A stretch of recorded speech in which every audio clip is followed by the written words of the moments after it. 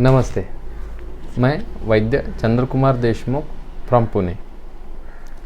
4 फरवरी 2023 को हमने वैद्य राबा गोगटे सर के जन्मदिन के ऊपर विद्या कर्म एज इट इज़ व्याख्यान सीरीज की शुरुआत की थी। हमने वादा किया था कि हर हफ्ते में हम 1 या 2 वीडियो लेके आएंगे जिसमें हम सभी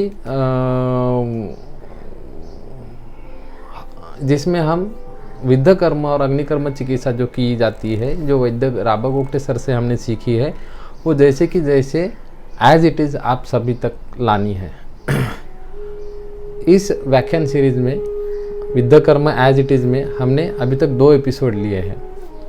पहला एपिसोड हुआ था कि डिस्कवरी ऑफ विद्या कर्म, जिसमें हमने बताया था कि विद्या कर्म कहाँ से आया है, विद्या कर्म का शास्त्रीय आधार क्या है, विद्या कर्म करते समय उसका जो कंपैरिजन किया जाता है एक्यूपंक्चर से, मॉक्सिबेशन से, तो वो उसमें डिफरेंस क्या है, विद्या कर्म करते समय हमें क्या क्या फ़ायदे हुए हैं, वो सब हमने एपिसोड 1 में देखा था और उसको प्रतिसाद भी अच्छा मिला। अभी तक 6000 से भी ज़्यादा लोगों ने वो देखा है और हमें बहुत सारे प्रश्न किए हैं जिनका हमने उत्तर देने की पूरी तरह से कोशिश की है।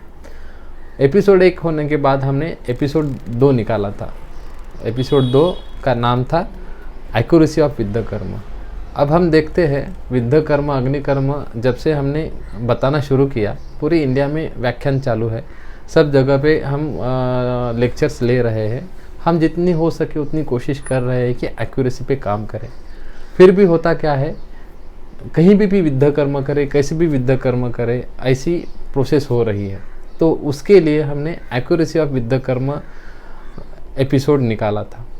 तो ऐसे एपिसोड में हमने बताया था कि विद्या कर्म करते समय आपका हाथ कितना परफेक्ट होना चाहिए, योगाभ्यास का महत्व दिया था, योगाभ्यास करते समय फलों पे कैसे कैसे करना चाहिए, हमें विद्या कर्म करते समय, अग्निकर्म करते समय हमारी हाथ की सफाई कैसे होनी चाहिए। यही जब तक हम नहीं करते तब तक हमें रिजल्ट नहीं आते हैं। इसीलिए हमने एक्यूरेसी ऑफ विद्या कर्म ऐसा चैप्टर लिया था।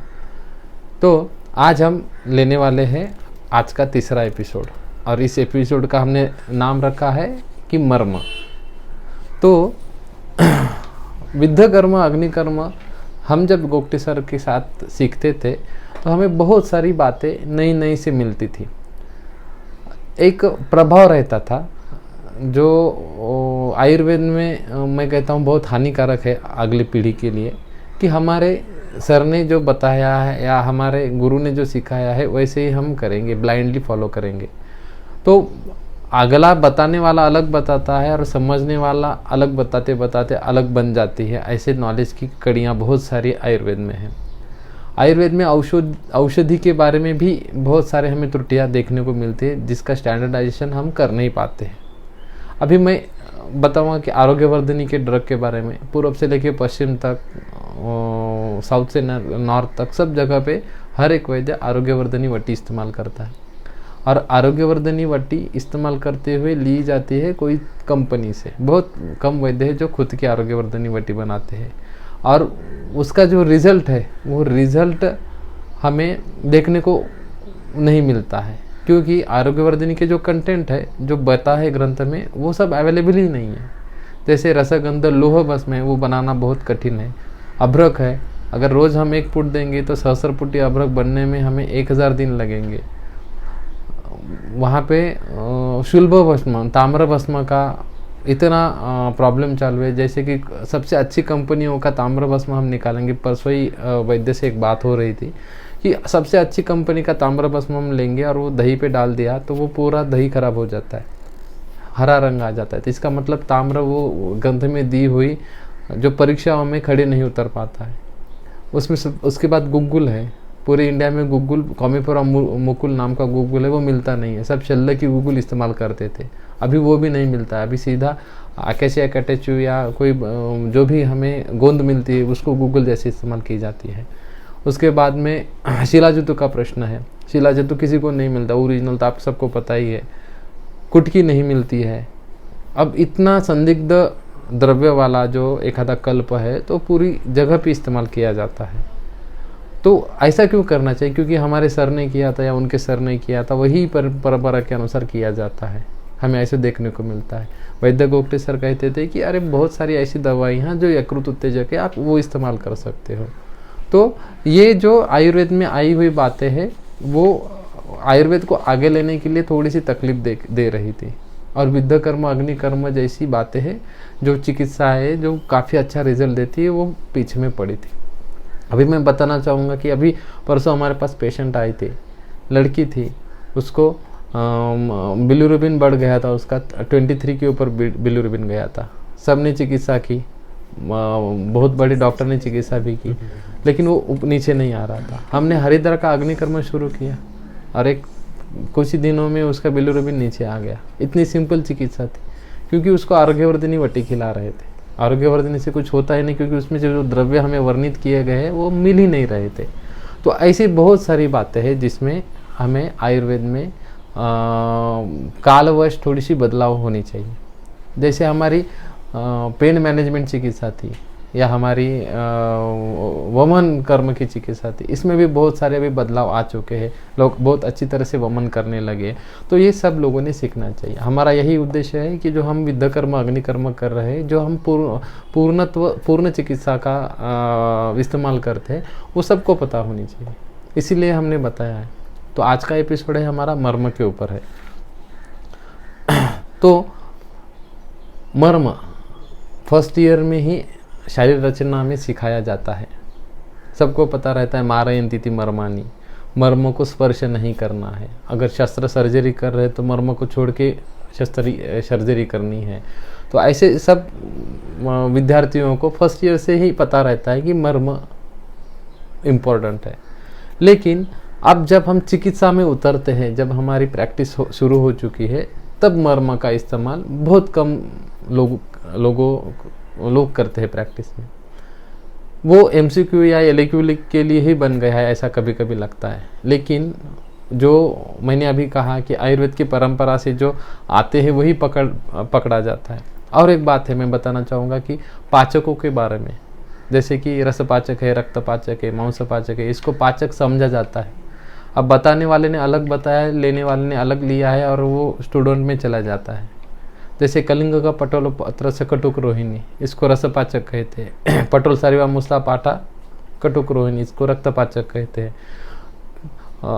गुड़ची मुस्ता अमल की, तो इसको अस्थि मज्जा पाचक कहते हैं। तो बच्चे स्टूडेंट लोग क्या करते हैं, अगर किसी के बाल जा रहे हैं तो गुड़ची मुस्ता अमल की दे रहे, 1 किलो खिलाओ बाल नहीं आते। तो प्रॉब्लम क्या हो रहा है, पाचकों की संकल्पना ही अलग ले रहे। किसी को सोराइसिस हुआ है, बच्चों लड़के दे रहे पटोल सारिवा मुस्ता पाठा कुटकी रक्तपाचक। ऐसा नहीं है, ये स्टूडेंट विद्यार्थियों को पता ही नहीं है। वो क्या आया है, विषम ज्वर आया है। रक्तगत ज्वर, मांसगत ज्वर, अस्थिमज्जागत ज्वर, उनके लक्षण अलग है। और विषम ज्वर में संतत सतत अन्य द्विश तृतीयक चतुर्थक जो ज्वर बताए वो सिर्फ उष्मा आ रही है। तो ये जो वर्णन आए हैं कलिंग पटोल पत्र से कटुक रोहिणी से, ये जो जिनको पाचक कहा जाता है, वो सिर्फ उस दिन में आने वाली या दूसरे दिन में आने वाला ज्वर या एक दिन बाद आने वाले ज्वर है, ये ज्वरों के ऊपर है, वो सब व्याधि के ऊपर नहीं है। अब रुक्षता उष्णता ये भूल जाते हैं, और रुक्ष व्याधि है उसमें पटोल सारिवा मुस्ता पाठा गुटकी जैसे रुक्ष द्रव्य इस्तेमाल किए जाते हैं, और स्टूडेंट सोचते हैं कि ये ठीक हो जाए पेशेंट। तो उसमें होता क्या है, आयुर्वेद का नुकसान होता है, स्टूडेंट का नुकसान होता है। वो समझते हैं कि इसमें ही रिजल्ट आ जाएंगे, लेकिन आते नहीं है। तो ये जो आयुर्वेद की संकल्पनाओं है, ये संकल्पना जो बुक में दी है वो पढ़ने की आदत विद्यार्थियों में कम है। इसीलिए आयुर्वेद आगे जाने के लिए लोग आयुर्वेद छोड़ के एलोपैथी का या एमपीएससी यूपीएससी का सहारा लेते हैं, क्योंकि लाइफ में तो जीना है, आगे बच्चे भी पालना है। लेकिन अगर थोड़ा सा हम खुली आंखों से विचार करेंगे तो हमें आयुर्वेद की चिकित्साएं बहुत अच्छी तरह से हमें मालूम पड़ जाएंगी। वैसे ही मर्म है, मर्म को भूल ही गए हैं सब लोग। एलक्यू के लिए था, लॉन्ग क्वेश्चन का आंसर देने के लिए था, लेकिन प्रैक्टिस में भूल गए मर्म का विस्तार कैसा है, मर्म का उपयोग कैसा करना है, वहाँ पे क्या दिया है, वो सब भूल गए हैं। तो ये हमारा जो तीसरा एपिसोड है, उसके एपिसोड में हम इसके बारे में बात करेंगे। सबको पता है मारयन्तीति मर्माणी कहते हैं। मर्म जहाँ पे मार आघात लगेगा, वहाँ पे मृत्यु आएगा, तो इसको मर्म हम कहेंगे। लेकिन ऐसे करते समय हम बाकी जो वर्णन आया है वो थोड़ा सा पीछे डालते हैं। तो मर्म का उल्लेख जो है सब ग्रंथ में आया है। क्या हुआ था पुराने जमाने में, जो हम महाभारत रामायण पढ़ते हैं तो उनमें भी उल्लेख थे मर्म के। अथर्ववेद में उल्लेख है मर्म के। मैं उल्लेख बताना चाहूँगा। अथर्ववेद में 7वें अध्याय में था, मर्मानि ते वर्मना छादयामि सोमस्त्वा राजामृतेनानुवस्ताम उरो वीर्येतु वर्मस्ते कृणेतु जयंतम त्वानु देवा मदंतु।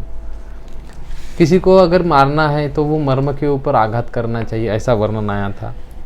जो हमारे पुराने लोग युद्ध में जाते थे और युद्ध में जाके कोई लड़ाई में जाते थे, तो लड़ाई में जाते वक्त आभूषण जो थे वो आभूषण मर्म की रक्षा करने के लिए पहनाए जाते थे। जैसे आर्मर है, जैसे आप आयरन मैन अभी देखते हो या कोई सीरियल देखते हो, सुपर हीरो के देखते हो, तो उसको भी जो सूट दिया जाता है वो मर्म की रक्षा के लिए दिया जाता है। वही हमारे अथर्ववेद में आया था। तो वहाँ पे भी जो आर्मर है, मैं आर्मर ही कहूँगा, तो वो जो आर्मर है वो शरीर को संरक्षण करने के लिए ही बताया गया था। शांडिल्यों में तो बहुत बताया है, अगर किसी व्यक्ति को मारना है या व्याधि में हम कहेंगे कि बैटल में हमें जीतना है, तो पादांगुष्ठ गुल्फ जंगा जानु उपयो मेढ़ नाभि हृदय कंठ कूप तालु नासा अक्षिभ्रू मध्य ललाट मूर्धनि स्थानानि तेषु क्रमाद आरोह क्रमेण प्रत्याहरेत। अगर मारना है किसी को तो हमें जो स्थान बताए गए हैं 18, जो पादांगुष्ठ से लेके गुल्फ से लेके ऊपर तक, जो हमें जीतने के लिए वहाँ पे हम आघात करते जाएंगे तो हमें बहुत जल्दी से जीत मिल जाए, ऐसा बताया है। उपनिषद में भी काफ़ी अच्छी तरह से मर्म के उल्लेख आए हैं। पादस्य ऊपर यद मर्मम तद्रूपम नाम चितयत मनोद्वारेण तीक्ष्णेन योगम आश्रित नित्यश। अगर हम योग साधना कर रहे हैं, ये श्लोकार्थ ऐसे है कि योग साधना करते वक्त पाद से ऊपर यद मर्म, पाद के ऊपर जो मर्म है, एक एक मर्म के ऊपर हमें ध्यान देना है। अब ये सब करते समय मर्म क्या है, अब हमें सबको पता होना चाहिए। अब मर्म क्या है हम तो देखते ही है कि मारयन्ति इति मर्मानि हम पढ़ते हैं सब लोग, लेकिन मर्म का विस्तार करते समय ग्रंथ में बताया गया है सुश्रुत में कि मर्मानि मांस शिरा स्नायु अस्थि संधि सन्निपातः। मीन्स मर्म जो है मांस, मसल, शिरा ऑल ब्लड वेसल्स, स्नायु ऑल टेंडॉन्स कार्टिलेज, बोन्स और जॉइंट्स, इनका जो है वहाँ पे सन्निपात है, वहाँ पे वो है, इसको हम मर्म कहते हैं। और तेषु स्वभावतः विशेषतः प्राणः तिष्ठन्ति, वहाँ पे प्राण रहते हैं।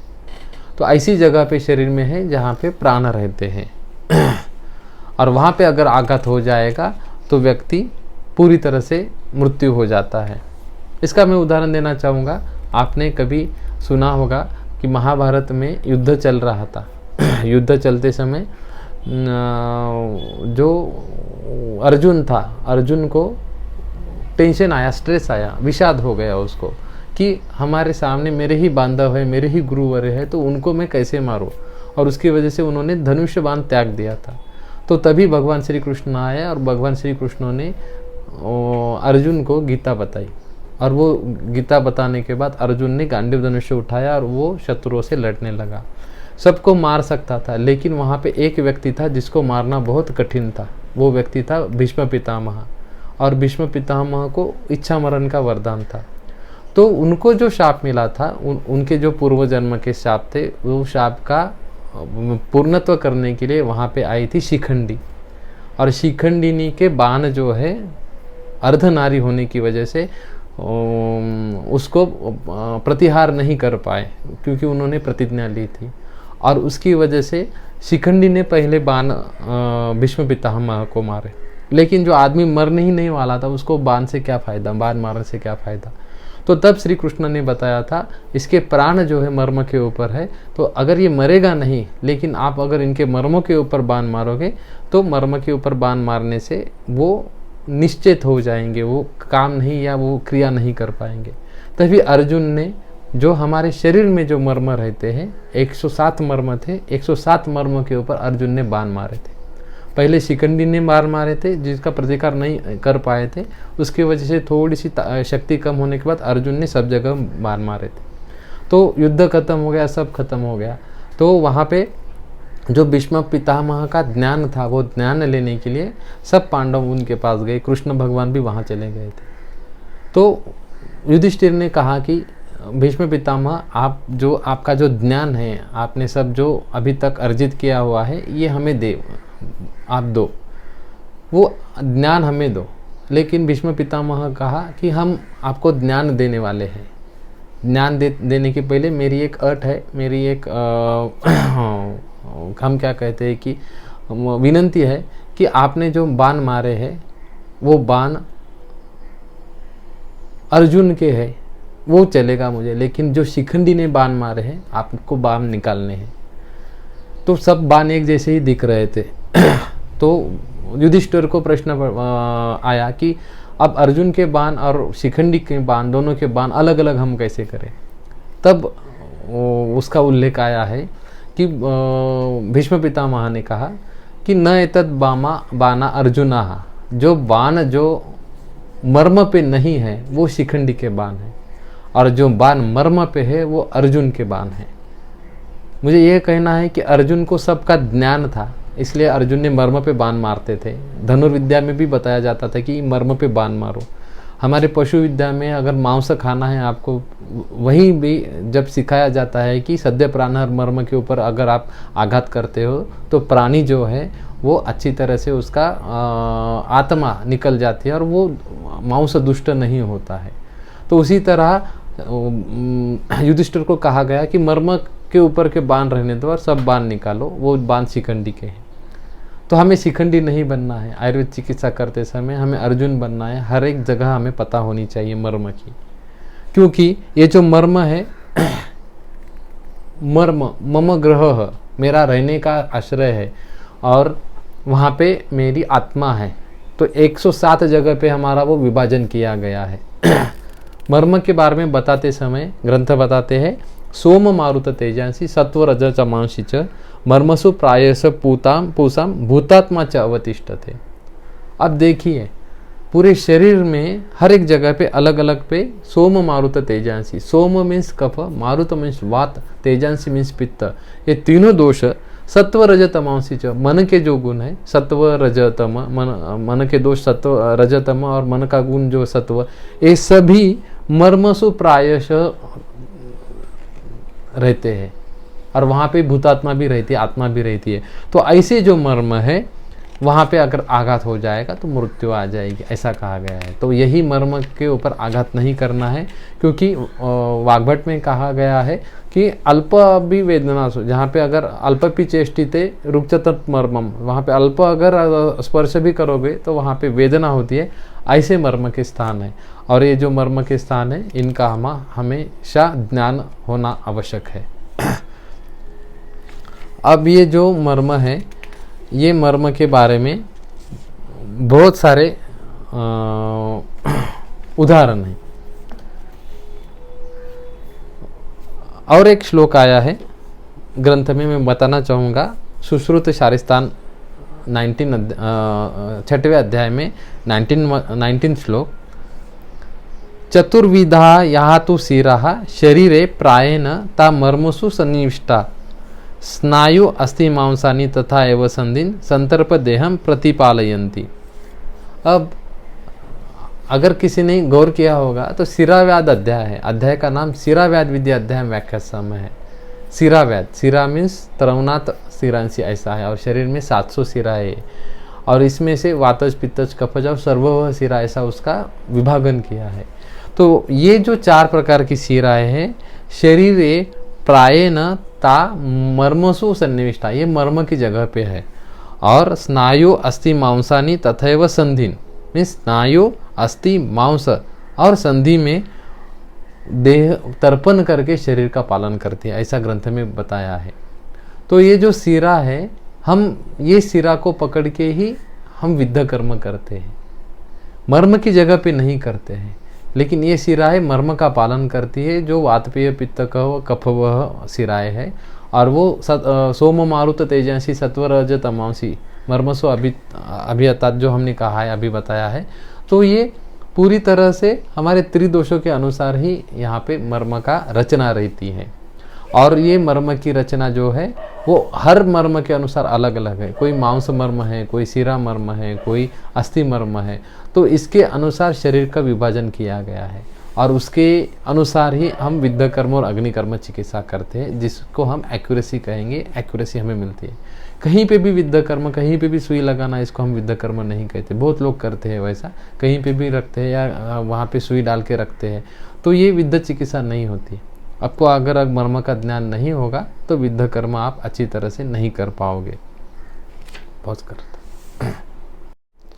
मर्म के कुछ रेफरेंस भी आए हैं, पुराण में मर्म के रेफरेंस आए हैं, जैसे कुर्म पुराण। ये रेफरेंस बहुत इम्पोर्टेंट है, क्योंकि ये चिकित्सा करते समय जो ग्रंथ में बताया है आप्त है, वो हमें छोड़ना नहीं है। क्योंकि आप्त हमेशा झूठ नहीं बोलते, हमेशा सच बोलते हैं। तो कुर्म पुराण जो है उसमें दूसरे अध्याय में 16वें खंड में 33वां श्लोक है। मैं श्लोक पढ़ता हूँ। पर क्षेत्रे गाम धयंती न च क्षतितः कस्यचित न संवदेत सूतके न च कंचित मर्मनि स्पृशेत। मीन्स कुर्म प्रमाण में बताया गया है कि मर्म को स्पर्श करना भी गलत है। मर्म को दबाना तो दूर, मर्म को अगर आप स्पर्श भी करते हैं तो वो आपको मृत्यु के समय आज नहीं तो कम से कम कुछ दिन के बाद लेके जाएगा। अगर आप मर्म को स्पर्श कर रहे हैं, मर्म को दबा रहे हैं, तो आपको आगे जाके उसके जो निगड़ित अवयव है उसकी व्याधि होने वाली है। ये कुर्म पुराण में बताया गया है। रामायण आपने पढ़ा होगा, रामायण में, तो रामायण में भी युद्ध था। यहाँ पे एक साइड में भगवान श्री राम थे, उनके साथ उनके भाई लक्ष्मण थे, और आगे रावण था, रावण का बेटा मेघनाथ था। तो वहाँ पे एक श्लोक आया है वाल्मीकि रामायण में, ततो मर्मसु मर्मज्ञो मज्जैन्न सीता शरण राम लक्ष्मणयोः वीरो ननाद च मुहुर्मुहुः। तो युद्ध करते समय क्या हुआ कि जो मेघनाथ है उसने जो राम भगवान श्री राम जी है और लक्ष्मण जी है, उनके जो मर्म है, टेंडर मर्म है, शरीर के मर्म और टेंडर पॉइंट जो वहाँ पे उसने बाण मारना शुरू किया। और बाण मारने के बाद तो संप्रचलितो वीरो मर्म भेदेन कर्षितो।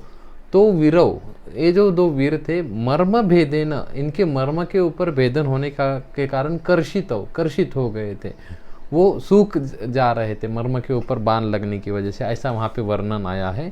तो उनके जो मर्मघात हो रहे थे और मर्मघात से दूर होने के लिए वहाँ पे हनुमान जी ने संजीवनी बटी लाई थी, या वहाँ पे जो सुषेण वैद्य था उन्होंने आश्रय लिया था, उनकी चिकित्सा आयुर्वेद की इस्तेमाल की थी, ऐसा वर्णन आया है। तो भगवान रामचंद्र जी ने भी दुष्ट रावण को मारने के लिए भी जो आघात किए हैं वो मर्म के ऊपर ही किए, ऐसे यहाँ पे वर्णन आए हैं। हमारे संहिता में तो पूरी जगह पे है, दश आयतन आयतन कहा गया है। दश एव आयतनानि आहु प्राणायशु प्रतिष्ठिता शंको मर्मतरम कंठो रक्तम शुक्र ओजस्वी बुधम, ऐसा चरक संहिता में आया है। रोग मार्ग बताए गए हमारे यहाँ पे कि शाखा मर्म संधि कोष्ठश्च, मर्म अस्थि संधय कोष्ठश्च, ऐसे हमारे रोग मार्ग बताए। जो हमारी व्याधि है अगर वो मर्म के आश्रित है तो वो कष्ट से साध्य होते या साध्य ही नहीं होते, हमारे यहाँ बताया गया है। ऐसे इसके भेद से हमारे पूरे संहिता में वर्णन आया है, वो हम आगे देखते जाएंगे। तो अलग अलग प्रकार के मर्म का उपयोग, मैं थ्योरी नहीं पढ़ाऊँगा यहाँ पे, जो विद्ध कर्म और अग्निकर्म के लिए जो मर्म आते हैं उनका हम प्रैक्टिस में इस्तेमाल कैसा करते हैं मैं वो बताऊँगा। अब मर्म मीन्स क्या है, अमरकोश में बताया गया है मृ प्राण त्यागे, जहाँ पे आघात होने के बाद प्राण निकल जाता है वो मर्म है। और शब्द कल्पना में बताया गया है कि सर्व धातुभ्यो मनिन, यहाँ से शुरू हो गया है कि जहाँ पे सर्व धातु रहते हैं और वहाँ पे आघात होने के बाद मृत्यु हो जाती है, ऐसा कहा गया है। राज निघंटु में भी वही बताया है कि जीव स्थान बताया गया है मर्म को, ये शरीर के वाइटल पॉइंट से वहाँ पे आघात होने के बाद मृत्यु होती है। सुश्रुत में तो बताया गया है मर्मानी, मर्म जो है मांस शिरा स्नायु अस्थि संधि सन्निपाता, मांस मसल शिरा स्नायु अस्थि संधि इनके सन्निपात है। तेषु स्वभावता एवं विशेषण प्राणास्तिष्ठन्ति, स्वभावता वहाँ पे प्राण रहते हैं। अष्टांग संग्रह जो है उन्होंने बताया है तत्पुनः मांस शिरा स्नायु अस्थि संधि सन्निपाता, वही बताया मांस शिरा स्नायु अस्थि और संधि का सन्निपात है, वो वहाँ पे आ गए हैं। तेन तस्मिन् पीड्यमाने विशेषतः प्राणबाधः, वहाँ के अगर पीड़न करेंगे वहाँ पे स्पर्शन करेंगे कि वो प्राण को बाधा कारक रहेगा, वो ध्यान में रखना है। अकॉर्डिंग टू अष्टांग हृदया मांस अस्थि स्नायु धमनी शिरा संधि समागम, तो कुल मिला के सभी संहिता में वही बताया गया है कि मांस अस्थि शिरा स्नायु इनका वहाँ पे सन्निपात है। आचार्य चक्रपाणी में बताया है कि तच्च मांस शिरा स्नायु अस्थि संधिषु निविष्टम, वो मर्म जो है उसी प्रकार से बताया गया है। आचार्य अरुण दत्त ने भी बताया गया है मरणकारित्वात् मर्मम मरण सदृश दुख दायित्वात् वा, वही बताया गया है कि मर्म को हाथ लगाना नहीं है, मारना नहीं है, मर्म को प्रेस नहीं करना है क्योंकि वो मरणकारित्वात् है। अकॉर्डिंग टू आचार्य भाव प्रकाश सन्निपातः शिरा स्नायु संधि मांसास्ति स्तंभः मर्मणि तेषु तिष्ठन्ति प्राणाः खलु विशेषतः, तो सन्निपात बताया गया है, शिराओं का, स्नायु का, संधि का, अस्थि का बताया गया है। उसी हिसाब से हमारे मर्म के अलग अलग जगह फिक्स है और वहाँ पे क्या क्या आया है वो भी हमारे शास्त्र में बताया गया है। सुश्रुत में बताया गया है मर्मानि मांस शिरा स्नायु अस्थि संधि सन्निपाता तेषु विशेषता प्राणा तिष्ठन्ति, वहीं पे अगर आघात अभिहतात तस्मात् भावान आपद्यन्ते, वही बताया गया है फिर से। आचार्य ढल्लन ने बताया है मारंती इति मर्मानी, सबको बताया है। आचार्य वाग्भट में भी विषमम स्पंदनम यत्र पीड़िते रुक्ष तत्, ऐसा बताया गया है। तो ये कुछ रेफरेंसेस हैं हमने निकाले हैं। आचार्य चरक में भी आया है तेषाम अन्यतम पीड़ायाम समधिका पीड़ा भवति चेतना निबंध वैशेष्यात्, अगर कुछ जगह पे मर्म के अगर हम प्रेशर देते हैं, मर्म के ऊपर आघात करते हैं तो वहाँ की जो चेतना है वो भी चली जाती है। तो मर्म में जीव है उसको आघात नहीं करना है, उसको दबाना नहीं है, उसको प्रेशर देना नहीं, उसको मारना नहीं है। आचार्य शारंधन में बताया गया है मर्मानी जीवधारानी, मर्म जीवन है, जीवन का धारण करते हैं। प्रायण मनुयो युग, इस युग में प्रायण मनुष्य के प्राण मर्म में रहते हैं। अकॉर्डिंग टू आचार्य भाव प्रकाश मर्मणि तेषु तिष्ठन्ति प्राणाः खलु विशेषता, फिर से बताया गया है मर्म में प्राण रहते हैं। अकॉर्डिंग टू द राज निघंटु जीव स्थान है संधि स्थान है तत्पर्य च, ये जो मर्म स्थान है वो जीव स्थान है संधि स्थान है, तो इनको हाथ नहीं लगाया, ऐसे बताया गया है। तो ये बताया गया है कि वहाँ पे स्पर्श नहीं करना है, दबाना नहीं है, हाथ नहीं लगाना है, मर्म के बारे में ऐसा बताया है। तो इसका उपयोग विद्ध कर्म और अग्नि कर्म करते समय हम कैसा करें, ये बहुत बड़ा प्रश्न रहता है। तो मैं फिर से कहूँगा, जैसे पहले या दूसरे व्याख्यान के हमारे सीरीज में बताया था कि जहाँ पे आया है, स्थान आया है, ग्रंथ के रेफरेंस से ही मैं बता रहा हूँ कि ग्रंथ में ही बताया गया है कि हम विद्ध कर्म कहाँ करेंगे। कौन से भी मर्म के ऊपर अग्नि कर्म विद्ध कर्म नहीं करना है। जहाँ पे स्पर्श ही करना मना है वहाँ पे विद्ध कर्म अग्नि कर्म हम करेंगे ही नहीं। लेकिन फिर इसका संबंध क्या है, यही तो हमें आज एक्सप्लोर करना है। तो हम क्या करते हैं कि आज से पहला मर्म शुरू करते हैं। तो सबसे प्रैक्टिस में फ़ायदेमंद हम कहते हैं, या हमें जिसका नॉलेज बहुत अच्छी तरह से होना चाहिए, वो प्रथमता मर्म है। अगर हम शुरुआत भी करते हैं तो वहीं से शुरू होता है, वो है क्षिप्र। प्रथम मर्म है क्षिप्र। पादस्य अंगुष्ठ अंगुलयोः मध्ये क्षिप्रम नाम तत्र विद्धस्य आक्षेपकनम मरणम च। अब ऐसा कहा गया है पादस्य, क्षिप्र मर्म कितने शरीर में? 4 है। पादस्य और हस्तस्य अंगुष्ठ अंगुलयोः मध्ये क्षिप्रम नाम तत्र विद्धस्य आक्षेपकनम मरणम च। तो पेन है, करे मोटी स्केच पेन है। हस्त है, अंगुष्ठ और अंगुली के मध्य वहाँ पे क्षिप्र नाम का मर्म है। अब ये जो मर्म है, यहाँ पे अगर आघात हो जाएगा तो आक्षेपकनम मरणम च, ऐसा कहा गया है।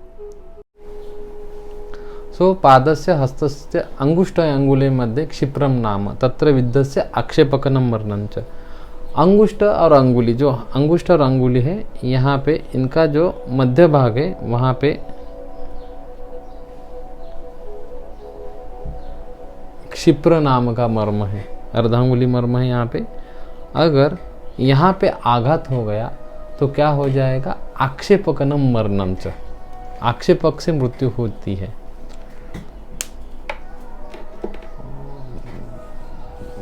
महाभारत चालू था, महाभारत चालू होते समय अर्जुन को भगवान श्री कृष्ण ने गीता बताई, और जो अर्जुन जिसने धनुष बाण छोड़ा था, युद्ध नहीं करना चाहता था, उसने युद्ध किया और सारे कौरवों को नष्ट कर दिया। अब जब सब युद्ध होने के बाद कौरवों के माता पिता से मिलने गए, वहाँ गांधारी थी, और गांधारी को बहुत दुख हुआ था कि उसके 100 पुत्र मर गए थे।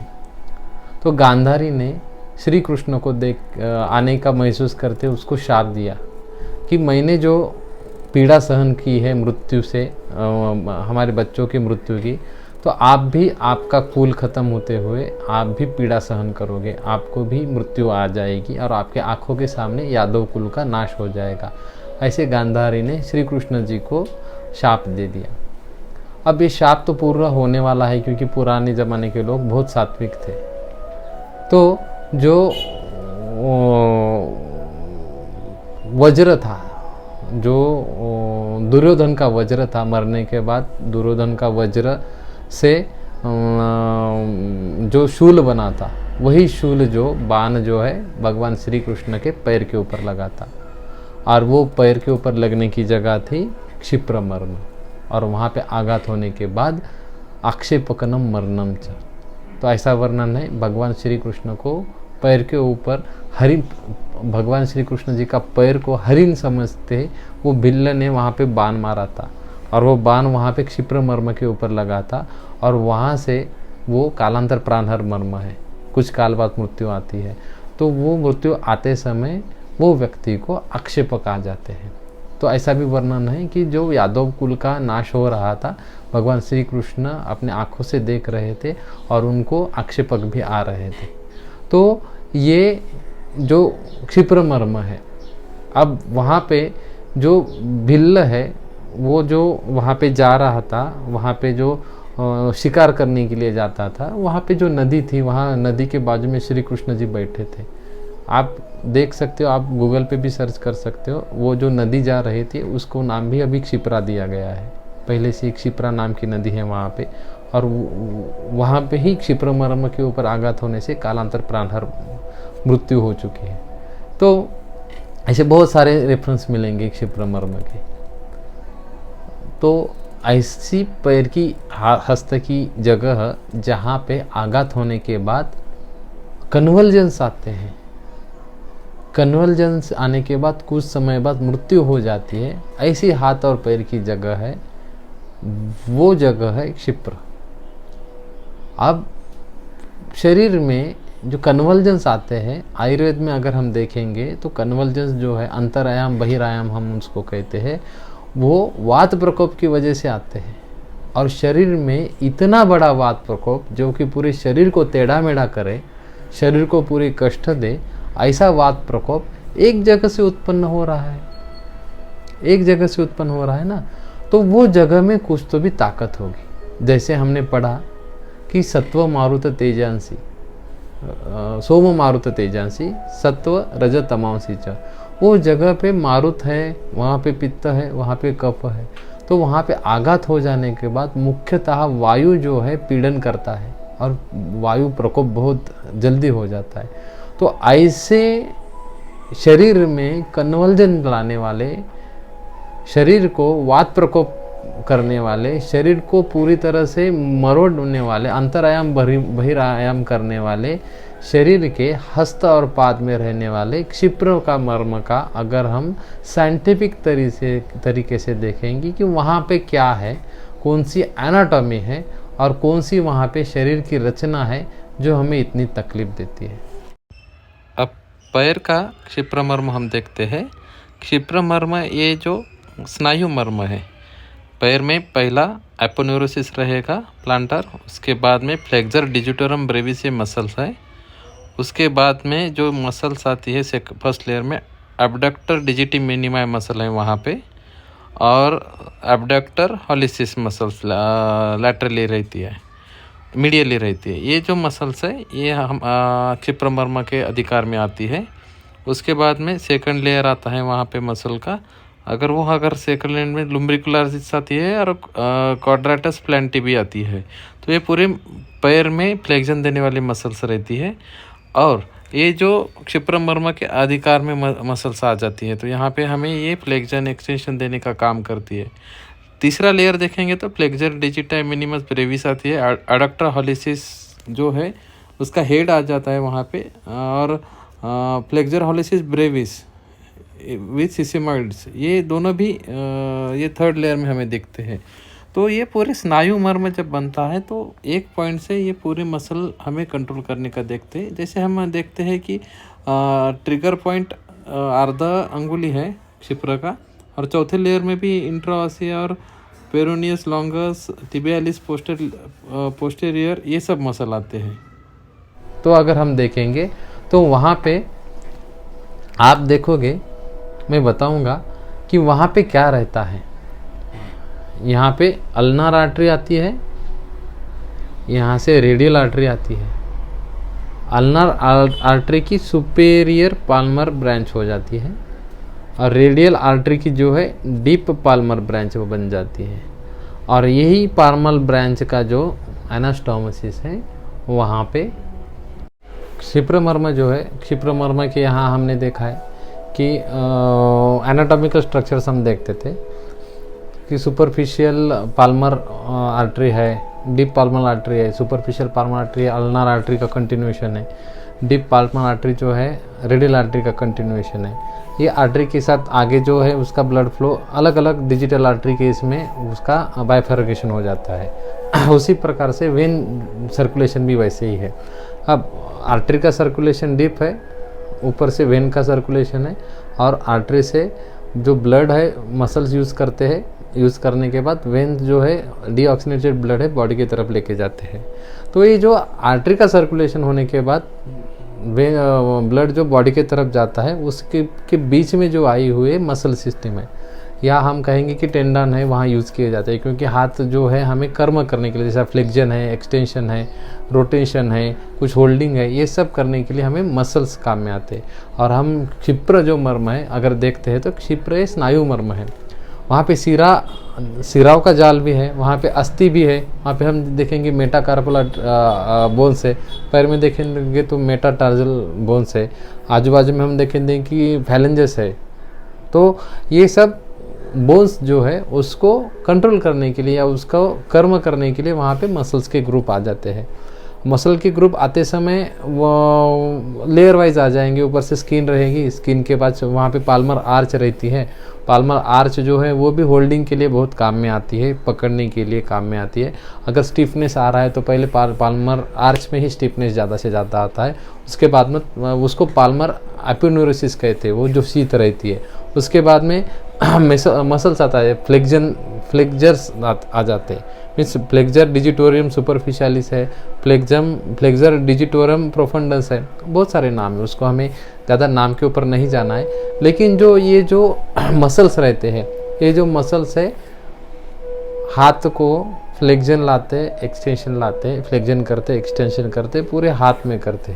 तो इनका जो हम देखेंगे अगर यहाँ पे आघात हो जाता है, यहाँ पे जो हमने क्षिप्रम मर्म कहा है वहाँ पे आघात हो जाता है, तो आघात होने के बाद ब्लड वेसल्स है, ब्लड वेसल्स में आर्टरीज है, उसके बाद में वेन्स है, उसके बीच में जो मसल्स यूज़ कर रहे हैं ब्लड सप्लाई, तो ये जो सिस्टम है ये सिस्टम को दोष उत्पन्न हो जाते हैं। और आघात होने के बाद वहाँ पे किधर शरीर में आघात हो जाए, प्रथमतः वायु का प्रकोप हो जाता है, और वायु प्रकोप हो जाने के बाद वहाँ पे रक्त दुष्टि हो जाती है और वात रक्त जैसी व्याधियाँ हो जाती है।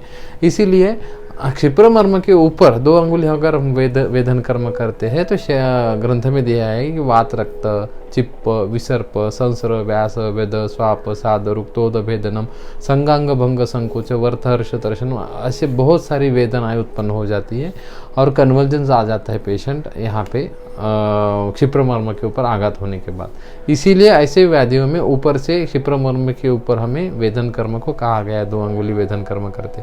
वो कैसे करते हैं मैं हर एक व्याधि में जब विद्ध कर्म बताने वाला हूँ तब हम एक्सप्लेन करेंगे, लेकिन क्षिप्र मर्म की व्याप्ति बताते समय यहाँ से शुरू हो जाती है। तो देखते समय आपने देखा होगा कि ऊपर से जो मेन एक्सिलरी आर्टरी आ रही है उसके बाद में उसकी डिवीजन हो रही है, होने के बाद वहाँ पे अल्नार और रेडियस हो रही है, मीडियल अल्नार आर्टरी रहती है, बाद में लैटरली रेडियल आर्टरी रहती है। तो आगे जाने का नर्वस सिस्टम भी ऐसी ही रहती है कि अल्नार नर्व मीडियली रहती है, रेडियल नर्व लैटरली रहती है। तो जैसे ब्लड वेसल के ब्रांचेस होते जाएंगे वैसे वैसे नर्वस के भी ब्रांचेस हो जाते हैं, मीडियन नर्व के भी हो जाते हैं। तब यहाँ पे मार लगने के बाद बहुत सारी अलग अलग व्याधियाँ मिलती है। अगर कम मार लगा तो हमें कार्पल टनल सिंड्रोम जैसा मिलता है, या कॉन्ट्रैक्चर्स मिलते हैं हमें, अलग अलग साइंटिस्ट के नाम के अनुसार अलग अलग कॉन्ट्रैक्चर आए हैं। तो ये आघात का स्वरूप अगर बहुत तीव्र होगा, वहाँ पे जो अर्धांगुली मर्म है, क्षिप्र मर्म स्नायु मर्म है, अगर वो पूरी तरह से अर्धांगुली मर्म अगर आघात हो जाएगा तो ये जो वायु की उत्पत्ति इतनी फास्ट हो जाती है कि पूरे शरीर में कन्वल्जन्स आने लगते हैं। तो ये क्षिप्र मर्म जो है इसका विस्तार यहाँ तक सीमित नहीं रहता है, उसका विस्तार जो है अभी अर्धांगुली मर्म है, इसका विस्तार हृदय से लेके पक्वाशय तक रहता है। मैं एग्जांपल दूंगा कि जब पक्वाशय के में हम पचन का कर्म देखते हैं, जैसे कि अवस्था पाक देखते हैं, तो कटु अवस्था पाक जो है पक्वाशय में रहता है और वहाँ पे उत्पत्ति हो जाती है, वायु की उत्पत्ति हो जाती है। तो हम जो स्थान के अनुसार अलग अलग वायु को नाम देते हैं, जैसे प्राणव्यान अपान समान उदान देते हैं, लेकिन शरीर में वायु तो एक ही रहेगा। जैसे कफ के नाम अलग अलग रहते हैं लेकिन वो स्थान के अनुसार लगते हैं, लेकिन दोष तो कफ एक ही रहेगा, वैसे वायु शरीर में रहेगा। तो पक्वाशय में जो उत्पन्न होने वाला वायु है वो वायु पूरी तरह से व्यान वायु के अनुसार हर जगह पे कर्म करता हुआ फिरता है, इधर उधर जाता है, क्योंकि वायु स्थिर नहीं है, चल गुणात्मक है। तो ऐसे वायु का केंद्र बिंदु जो है क्षिप्र मर्म की यहाँ पे बहुत ज़्यादा है। हम करेंगे कि ट्रिगर फैक्टर बहुत ज़्यादा है, अगर यहाँ पे अगर आघात हो जाता है तो पक्वाशय दृष्टि मिलती है। तो मैं बहुत सारे पेशेंट में ये एक्सपीरियंस करता हूँ कि यहाँ पे आघात लग गया, या आप देखोगे कि अगर आप चप्पल पहने हो, बहुत आप ट्रैवलिंग की हो, लेकिन कभी कभी आपने चप्पल नहीं पहनी हो और आप सडनली ट्रैवलिंग करते हो, तो वहाँ पे आपके पैर के क्षिप्र मर्म के ऊपर आघात लगने के बाद हमेशा पक्वाशय पे शोथ आता है, स्वेलिंग आती है और उसकी वजह से डाइजेशन बिगड़ जाता है। तो हमें लगता है कि एनवायरमेंटल है, नहीं। अगर हम कभी प्रवास करते हैं, हम बहुत दूर जाते हैं, भागते हैं, या हम ट्रैवलिंग करते हैं, ट्रैवलिंग करते समय हमारे पैर लटकते रहते हैं और पैर लटकते रहेंगे तो वहाँ पे वात रक्त जैसी व्याधियाँ बताएंगे।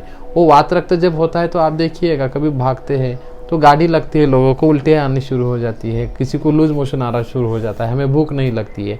ये सब वायु की दोष उत्पन्न करने वाले आसन है, या वायु के दोष उत्पन्न करने वाले स्थितियां हैं। तो वो सिर्फ क्षिप्र मर्म के ऊपर आघात करते हैं। आपने कभी देखा होगा भगवान के हम पादुकाएं देखते हैं, या राम की पादुका देखेंगे, या कोई भी सदगुरु की पादुकाएं देखेंगे, तो वहाँ पे पादुका पैर में पादुका जहाँ पकड़ी जाती है, उसका जो अंगुष्ठ पकड़ा जाता है वो क्षिप्र मर्म के प्रोटेक्शन के लिए रहता है। क्योंकि क्षिप्र मर्म का प्रोटेक्शन होगा तो ही हम चलने के बाद हमें वो वात रक्त जैसी व्याधियाँ उत्पन्न ना हो, ऐसा रहता है।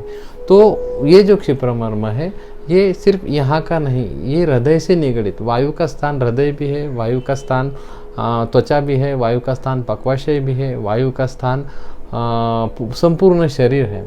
तो ऐसे समय में यहाँ पे अगर हम प्रोटेक्शन नहीं करेंगे, क्षिप्र का हम संरक्षण नहीं करेंगे, क्षिप्र के ऊपर आर्मर अगर हम नहीं लगाएंगे, तो क्या होता है कि ये दोष उत्पन्न हो जाते हैं। यहाँ पे सोम मारुत तेजांसी सत्व रज तमांसी च, लेकिन यहाँ स्नायु मर्म होने के कारण यहाँ पे आघात होने के बाद वायु की ज़्यादा से ज़्यादा दृष्टि होती है। वायु की दृष्टि होने के बाद वो पूरी तरह शरीर में वात प्रकोप होकर आक्षेपक जैसी व्याधियाँ उत्पन्न करता है। लेकिन ये सद्य प्राणहर नहीं होता है, क्योंकि यहाँ पे कोई वाइटल ऑर्गन नहीं है, और वाइटल ऑर्गन नहीं होने से यहाँ पे आघात होने के बाद मृत्यु नहीं आती है तुरंत, लेकिन कालांतर से जो वात प्रकोप होता है।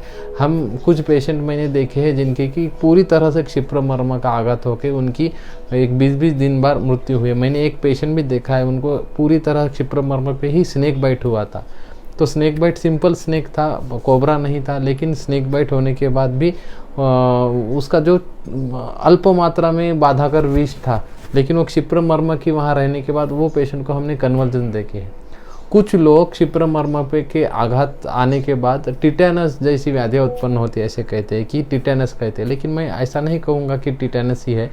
धनुर्वात कहते हैं लोग, क्योंकि पुराने ज़माने में टीटी के इंजेक्शंस नहीं थे या वैक्सीनेशन नहीं था, इसलिए मार लगते थे, तो टिटेनस की बाधा होती थी, क्लोस्ट्रिडियम टिटानिया वहाँ जाता था और लोगों को टिटेनस आके मरते थे, इसलिए क्षिप्र और टिटेनस का संबंध लगाते। लेकिन वैसा संबंध हमें मिलता ही मिलता है, उसके साथ में बहुत बाकी के भी संबंध मिलते हैं कि क्षिप्र मर्म के ऊपर आघात होने के बाद पूरी तरह हस्त की कंपता आई हुई है। मेरे पास अभी पेशेंट चले, उनको सिर्फ गिरते समय यहीं पर आघात हुआ था क्षिप्र मर्म के ऊपर, तो पूरी तरह से कंपवात जैसी लक्षण आई है सिर्फ आघात होने के बाद। तो ऐसे अलग अलग तरीके से अगर हम मर्म का अभ्यास करते हैं, तो क्षिप्र का मर्म का अभ्यास करते समय हम आर्टरीज, वेन्स, मसल्स ये सब देखते हुए वो मर्म हमारे जहन में बैठ जाता है, और चिकित्सा करते समय यही दोषों का विचार करके, यही संप्राप्तियों का विचार करके हमें चिकित्सा करनी होती है। विद्ध चिकित्सा करते समय क्षिप्र मर्म पे वेदन कर्म नहीं आया है, उसके ऊपर 2 अंगुली वेदन कर्म आया है, तो वो जब हम व्याधियों का विद्ध कर्म लेते जाएंगे उसी तरह से हम डिटेल में बताते जाएंगे। अगले एपिसोड में जब हम अगले मर्म लेंगे, मैं पूरी तरह से 107 मर्म बताने नहीं वाला हूँ, लेकिन विद्ध कर्म अग्नि कर्म करते समय मर्मों का विचार कैसा करना चाहिए, जैसे इंद्रबस्ती मर्म है, हृदय मर्म है, उसके बाद में शंख मर्म है, जो महत्व की मर्म है वो हम अगले एपिसोड में लेंगे।